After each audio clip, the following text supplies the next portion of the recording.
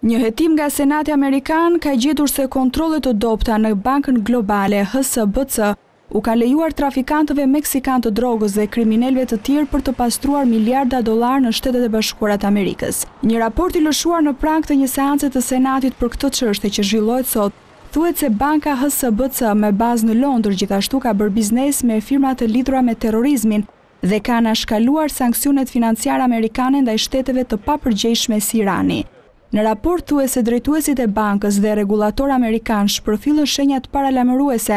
dhe dështuan për të ndaluar veprimet e palishme mes viteve 2002 dhe 2010, efektivisht duke u dhënë kriminalëve dhe terroristëve një hyrje në sistemin financiar amerikan.